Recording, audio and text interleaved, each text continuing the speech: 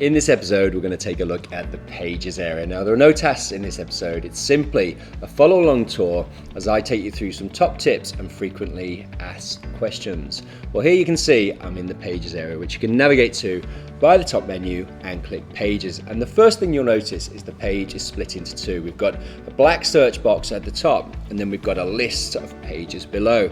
Well, why such a detailed black search box? Well, that's because a lot of our clients have got thousands of pages and they need to be able to find them. And that's actually one of the most frequently asked questions that we get. And that is often people in a panic thinking that the page that they've been working on or edited previously has been deleted. Well, most likely it hasn't been deleted. At Mobile, a lot of our clients have many different content users. So it could be people in your team, or it could be people from external agencies like a marketing agency or a content agency. And they might have changed the page, or maybe even made a variant and changed the URL. So let's have a quick look at how you can always find a page, even if somebody has completely changed it. Well, you can see we've got 5 main types of pages. We've got pages, landing pages, blogs, event pages, product pages, and sections that we looked at in the previous episode. We're also going to dive a little bit deeper in sections on the next episode too. And you can see at the top here, super useful is our sort order. You can sort pages in title, you can see here alphanumeric, but you can put them in the latest that they were created or the last that they were updated. What I like to use is sort order a lot. I like to sort my pages so I can decide how they're going to appear in the dynamic widgets and feeds. But you could look in date order and the latest date order as well. Okay, well, let's look at this. So let's imagine here that somebody has gone to the About Us and randomly put it into the products area, right? So we'll put this into products here, and I'm just going to hit search, and that's going to update that. You can see our About Us page has disappeared now. So let's now go over to products, which I'll highlight products and uncheck pages, and I'm going to hit search. And you can see here our About Us page has now been moved into the product. So that's how it works. I think you get that. It's pretty straightforward. I'm just going to put this page back into the pages. So the About Us page now goes. I just hit the search. So the next thing I'll show you is the sort order. So here I am in the products area, and I will go to sort order here and click search. And you can see I've got a whole bunch of pages here that are live. I've got some in here that are draft that we're currently working on, and then I've got some others that are completely different tags. So you can see here these are in the skincare category, and these are in the electronics category with subcategories under cameras. And you can see here that the sort order, I've got them in a completely different numbering system here. So these start with 1, and this category starts with 101. So that's a nice way to work in terms of categorizing your pages, because these are going to go into a feed, and I'm going to put these into sort order. So if I jump over to the home page, let's have a look at that. Skincare, you can see my products here in the shop are in a nice sort order that I choose I want them to appear. So that's kind of sort order. If you do change a sort order in here, just remember to hit save at the top of the page. So if I click here, save will light, and now you can save it.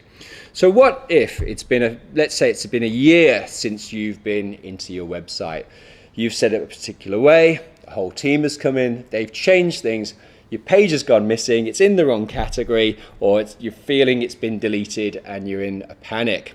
Well, what I would advise is you just highlight absolutely everything, okay, and then use the keyword search to search for something. Now the keyword search will search for the page title and the URL, everything on the page, and even the SEO title and meta description. So you get a good chance that you're going to find it because you'll know a word that's on the page. Well, we looked at skincare there, so I'm just going to type in the word skin.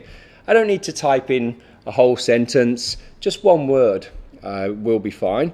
Now, if I just search here, I can see all of my pages that have got the word skin in them. And these are all the different types of pages, including draft, live, and hidden, which we'll come on to shortly. Now, The beauty is if you tag your pages, you can also search for them, in this case, skincare. Now, if I just sort this, and you can see these are in the latest order now, but if I just put that here and press search, you can see now I've got all of my products in a nice sort order. So that's a really nice way to work using tags and using sort order. Top tip. And don't forget, tags is not just for e-commerce and categories. You can tag your news pages, projects pages, services pages, anything that you like, you can tag them, because most likely at some point either yourself or your team members are going to want to put them into feeds, into what we call widgets. Okay, well now let's move on to the list area. This is pretty obvious stuff, but if you click the link here, it will open up the page in a new tab. So this is a product page. I'll click face oil. It opens up into a new tab where I can just go and see how the page looks on the front end. And here I can copy the URL to my clipboard. Now I'll just tell you one cool thing with this copy to clipboard link. If your web page is live, we copy the whole URL, https www. And if it's not live, we just copy / about, just the path. So why do we do that? Well, if your web page is live, most likely you want to share it. So we copy the whole link. But if your web page isn't live, you don't want to share it, and you'll want to use it mostly for editing pages, maybe copying a link to include an internal link elsewhere. So that's a pretty cool feature. All you need to know is if your web page is live, you can copy this and use it to share. Well, next you'll see that we've got this blue SEO tick. Well, that's because the page has been set up for SEO. But what if the page hasn't been set up for SEO? What does it look like? How do we know? Well, to show this, I'll go back into the pages area. I'll remove the skincare tag and just look for draft and live. So I'll hit search. And you can see that not all of these pages have been set up for SEO. Some have got a blue SEO tick and some have got a red SEO cross. Well, I'm going to come on to this just shortly and just show you how we set up the page for SEO. Now,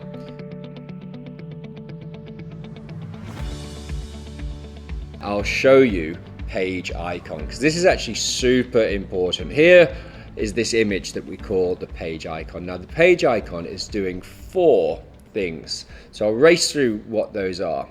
Well, first of all, it helps you identify the page in the CMS. You can imagine if we were looking at the products pages and you had thousands of pages, you want to see the product. So that's number 1, it helps you find the page. Now, number 2 is your mobile phone. When your clients share a link of your page on their phone, it's always accompanied by an image, isn't it? Well, this is also your page icon. So when people share on their mobile phone, they're also going to see this image. Now, number 3 is very similar. Number 3 is social media. So on Facebook or Instagram, someone might send a link of your page to, again, one of their friends, and that is also accompanied by an image. Well, again, that's your page icon. So very important. But number 4 is perhaps the most important of all, and the page icon is the link in your widgets. Well, what are widgets? Widgets are those dynamic feeds that pull in all of your pages into feeds right away around the website. So that could be an event feed, a news feed, a feed of your projects or services, or even your online shop products. Well, these are the images that are on your page. So they're important for people to find your pages and see what's in the pages, but it's also important for design as well. So we put so much emphasis on making sure that your page icons are really the best quality that they can be. Okay, so with that said, let's just have a quick look at the page icon on the front, and you can see our page icons here for a product widget. Okay, and if we scroll down, you can see them here for an event widget. One of the things I'll just mention there with the widgets is our system will automatically size them for you. So if you've got a widget that's a full page, or you want to show it as a rectangle slider, our system will automatically size the image for you in the widgets. So there's nothing you need to do. You just set the aspect ratio, which we'll dive into that in the widgets episode. So you don't really need to worry about sizing your page icon at this stage. That's the key thing I just want to show you. Now let's jump back into the pages area and let me now show you where you go to edit both your page icon and update the SEO. Well, this is in the settings area. This is our meta information for this particular page. So we go into the settings tab, and to demo, I'll go into this particular page here, our products category page. So over into settings, and you can see here's some general information which we'll come back to shortly, but basically you've got the page name, the page URL, draft, hidden and live, which we're covering at the end. We've got member groups, so you can password protect pages and only give access to certain member groups. So we're covering more on that in day 5. Used less frequently, you can set a publish date. So if you're editing a page, you can publish it to a specific date in the future and also take it down at a particular date in the future. And of course, you can hide your entire header and hide your entire footer. Why would you do that? Most common example is landing pages, where you don't want people visiting the page to get distracted by other links. You only want them to click the form or the button on that page to increase your conversions. Well, in that case, you might hide the header for this particular page and even hide the footer, so they only get one action, and that's the form or the button on your page. Pretty obvious stuff, but that's all there in the general section. So what we're looking at now is where you change your page icon. Okay, well, here is your page icon, and here you can edit it. You all know by now you can browse current images to select one, or you can upload a new one. Well, let's just have a look at how the page icon appears on the front end again. Let's remind ourselves. So here's a particular widget for events. Well, this is the page icon you can see in the background. But as you hover over, you get more meta information. So this is the image before you click on the page. Well, this is also the text that you see before you click on the page. So here we've got a date, the main page name, and then the summary. So let's have a look where that would be. Well, here you can see this is the page name, and then in the widget, okay, this is why it's in the widgets area, you get the summary and a date. Now, your product pages have very different meta information.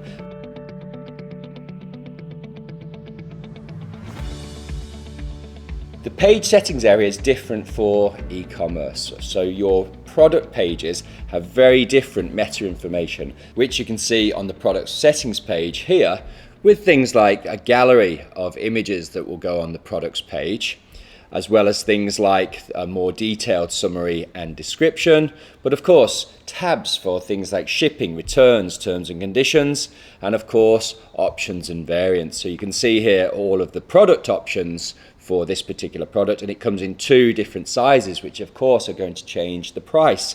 So we need to see those in the variants, and you can see that price change here between the sizes in the variants. We can also keep track of all the inventory and of course SKU numbers, and indeed a unique QR code for each product variant, which helps for things like help information or unboxing, which is really cool strategies to use. Again, we'll look at the QR codes in just one second, because not just every product variant has a QR code, every page on mobile has a QR code too. Next, I'll just show you that you can actually anchor down using the tabs here. So I could go to options, and next we'll look at inventory, where you can see we manage all of the inventory and shipping for this particular product, but we can also go down to more information like widgets that you're familiar with here. And you can see this is the information that displays before you click onto the page. So I could show that this is in the skincare category, for example, but there's other fields here that are different from the normal page settings in the widgets area. So I'll just jump back in here so you can see. We'll go down to widgets. So you can see the slight differences between the normal pages and the product pages. And that brings us on to the next key question that I get, and that is, should the category pages go into the product detail pages? I.e., should this product page be changed from page to product? Well, the answer is no, it should not. And you know the reason why now, don't you? And that's because the product settings are for actual products themselves. So they've got things like galleries, they've got things like pricing, options and variants, and shipping. You do not put a price on a category, you do not ship a category.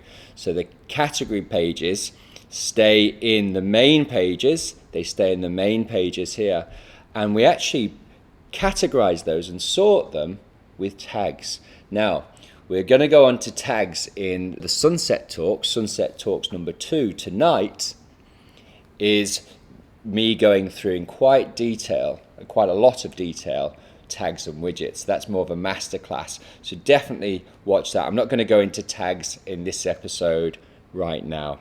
Okay, now it is the same for events as well. Events category pages stay in the main pages tab. You do not put the main events category pages into events. That's for the events detail pages, which is a similar philosophy to products.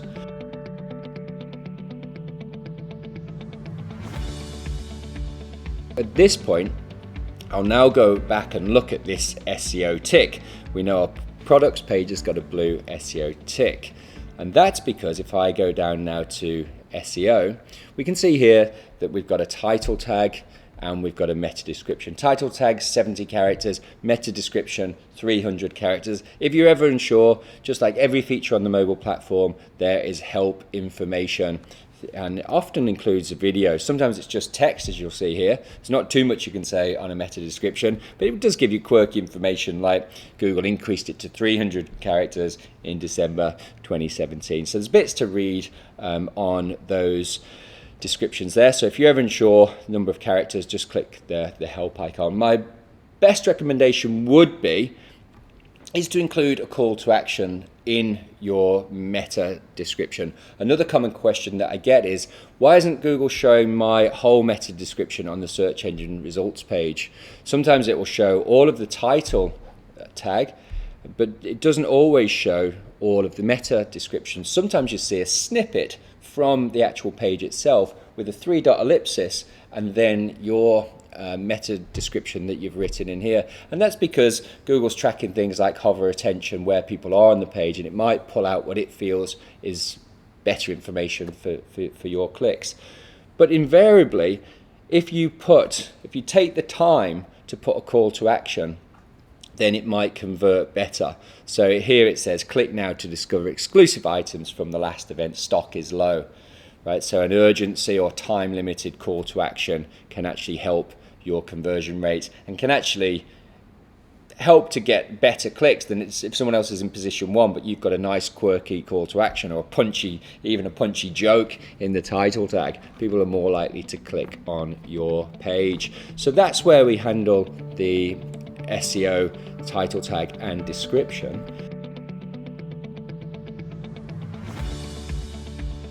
At this point you can save and exit, and that takes us back to the main pages area. That would take us back into here.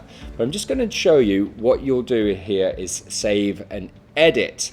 So save and edit actually takes us through to the main page here. So let's just go back, save and edit, and here you can see I'm in the page canvas. Now this particular page doesn't have any information on it, does it?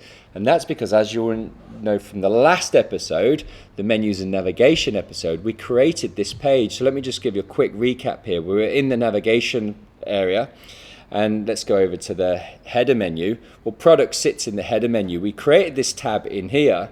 We simply went to add a menu label, and when you create a menu label, you can create it as a page at the same time. You can also create a product page at the same time. This goes straight into the products tab. Okay, so when you do this, it has a blank canvas. So what we're going to be doing in day 4 for all of these pages that we set up is, let me just jump back into my page. I'll just go back into the products page here, is using the layouts that we've created on day 3. What we're going to be doing tomorrow is we're creating all these beautiful layouts. You're going to see how all these are built from scratch. But when we've made the layouts, our team in day 4 can simply choose the layout. So in this case, they might drop this main title onto the page, this main headline layout onto the page, and put in here products or products category or the category name like skincare, and then they'll drop in the layout that they want. Okay, and then they would save and exit. Okay, but in this case, this is the next question I often get now. And this is the case of, here's a new blank canvas page that we've got, and here's a sidebar page that's already been set up. With your theme, there's a category mix page and a category sidebar page that comes with the theme in the pages area, and we use those for demo purposes. So I'll just show you here. Here is actually a sidebar, and here is a mix filter. So you can mix pages using filters. These are kind of common category pages. So we've got the mix category page, we've got the sidebar category page. Well, more on e-commerce sidebars in episode 4, where we show you how to choose both your product pages and your category pages. And in here, you'll use another menu from the menus and navigation area. This is a body menu, as you learned in the last episode. And when you have body menus for e-commerce, it can also help with sidebar filters. So color filters, price filters. And so this is a sidebar that comes with the particular theme that's waiting for that menu navigation to go in here. So in this case, I do not want to create a new page. I want to effectively rename this category sidebar to products. So what I could do here is really just delete the products page and then go and rename this one products. I can't have two URLs that are same. U in URLs means unique. Okay, it's a unique page, so I can't call this products at this stage because this one is already called products. So what I'll do now, I will be brave enough to just go and delete this one. Okay, and I'll come into my sidebar and rename this one. So I will come in here now and rename this one. If I could type and talk, I will rename this one products. Now I'll just show you a little tip with the URL. If I just delete this one, okay, and I come back in here and just hit the tab, so just come back here and hit the tab and it populates that for me. So just do that again, come in here and hit tab and it populates the products for me. If I was to say this products page, the benefit here, as you can see, I'll just hit the tab and it takes out the spaces and replaces them with hyphens, and it takes it from uppercase into lowercase. So that'll just save you retyping and make sure that your URL is correct. Now at which point if I save and exit, that's going to create that for me. So what I will do is just jump back down here and then make sure that's all okay, and then I'll save and exit. And you can see our products page here and our category sidebar page is gone. Well, let's go back to the category sidebar page that's in our tab previously, and let's hit refresh. And now the page doesn't exist anymore, it goes to a 404. But if we were to click the products now to open up as a new tab, we can see we've now got our products page. Okay, so that page is now gone, the category sidebar, and we can now do the same with events. Now this is also a blank canvas that we created in episode 1 of day 2 in the previous episode, and we've got this category mix, haven't we? So I want to call this one event, so I'll do the same. One of the common things, questions that we get, the common things that people do is actually try and rename this one events while this one exists. Well, this is a URL, it has to be unique. So what they will do is they'll go into here and they'll type in events and it won't save. And then they'll be wondering why they can't leave this page, why it won't save and exit. Well, it just won't save because the events page already exists. But if you do want to back this page up and you want to name it something a bit nicer than what we've got here, then you could basically come in here and just rename it something like events old, right? So you could just type in events old, and you might still just call this events, and just to be absolutely true, you might just take this one out. So this is our page with our mix it up in that's now been renamed to events old. So I'll just save and exit now just to go back and have a look at this. So we've now got 2 pages. This is still our blank canvas, and this is our events old. Well, I can now know I'm going to delete this one, right? This is our blank canvas, so I don't want to get confused at any point. So we've got our old version nicely renamed, so I'm now going to delete the blank canvas one. You don't want to delete the events, the one with the actual page information on. This has got it's mix it up on. So just be conscious of that and just think as you go. I'm just going to delete now our events page. Okay, and now if I want to keep the old page there, now I'll clone the old page. So I'll go to the clone tool here. And now we've got a clone, which you can see here. The clone puts it into draft, and it's both -1. So I'm just going to close some of these tabs here, just so we clean as we go. And I'll actually open both of these. So we've got our events page, and we've got our events old clone. Both have got the Mix It Up widget in. As you can see, we haven't deleted the one with the Mix It Up widget. All right. So now we know this has been cloned because anything that's cloned has a -1 at the end and it puts it into draft. Well, I can actually just take out the old -1 in the URL here if I want to now. And now we've got our events page. I'll make this one live. Okay. And then I can just save and exit. So there we've covered renaming a page, and I've gone through that in quite explicit detail, and that's because occasionally we will see clients accidentally deleting pages in that way. I'm sure you can work that out for yourself. Just remember, URLs need to be unique. You can clone pages, puts a -1 and puts it into draft, and then you can delete pages too. Now you can also delete pages in bulk over here.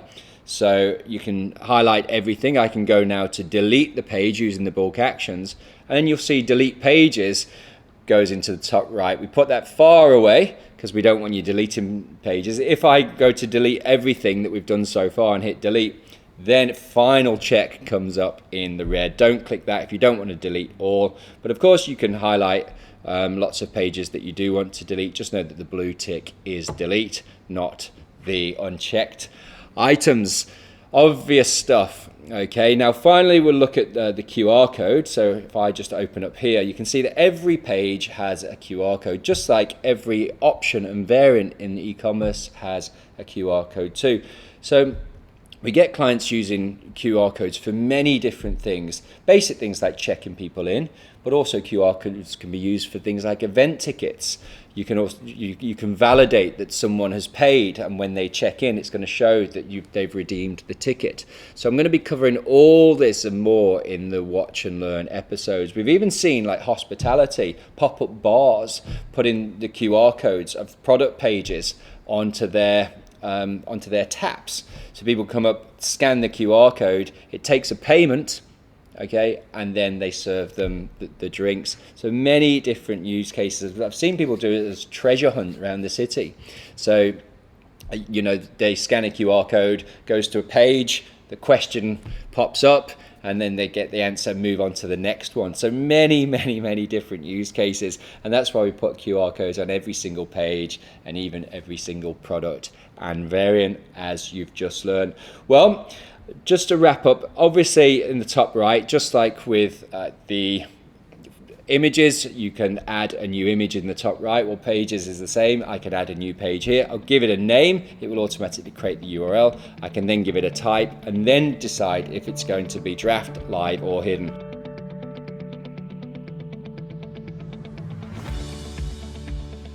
So what's the difference between live, draft, and hidden? Well, you can manage live, draft, and hidden in the status. So if I click on live, I can flip it at any time to draft or hidden just by selecting from the drop down. So what's draft? Well, draft, only you and your logged in teammates can see draft pages. This isn't members with login access. This is your logged in teammates who are logged into the CMS, those people that we set up back in day 1, episode 2. Now, the common thing that we see people do here is share a link. Let's say you've shared a draft page to your CEO, and that CEO has clicked it and they've gone to a 404. Well, why is that? Well, your CEO isn't logged in. So either set your CEO up as a new team member or give them your username and password. Okay, simple stuff. So what are hidden pages? Well, hidden pages are hidden from the search engines. We say to the search engines, hey, don't index me. Don't put me in your search engine results pages. We actually put a no robots txt in the code. So what are examples of hidden pages?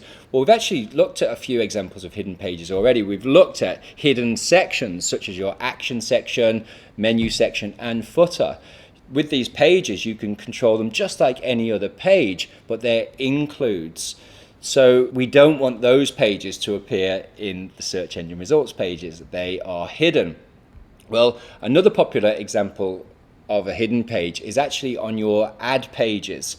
When you've got, let's say, a Google ad and you click through to a landing page, you want those landing pages most often to be hidden. So let's just jump over and have a look at landing pages. Notice I'm looking at landing pages that are hidden, and I click search, and here you can see a whole bunch of landing pages. Now, landing pages might have price information on there, they might be time sensitive, so you don't want those to appear in the search engine results pages. You only want people who click that ad to see them. So here I'm looking at this particular landing page that is hidden, and if I go over to the settings for this landing page, I'll just open it up as a new tab. You can see that we show the pages hidden here, but because it's a landing page, we've also got the header and footer hidden too, so that, as we covered before, the user can only fill out that form or click the button for maximum conversion. So let's just jump back over into the pages area, and we'll just have a look at one other type of hidden page. Well, let's go to page and select hidden. Notice before we've just had it draft and live, but now I'm just going to show you these other, what we call system pages. So I'll just click search. Here we can see our hidden pages. These are system pages. So these are really cool pages that come with your website. Now, these are actually non-billable pages. Well, as you know, Mobile charges you for the number of pages that you use on a low-cost monthly fee. Well, these are essential system pages which we don't want you to delete, so we don't charge you for them, hence they're non-billable. You can see all these are grayed out. You can't actually delete them, they're system pages. So things like your checkout page or your forgot password page. We also look before at the 404 page, which people see when there is a broken link. You know, your CEO goes to a draft page and isn't logged in.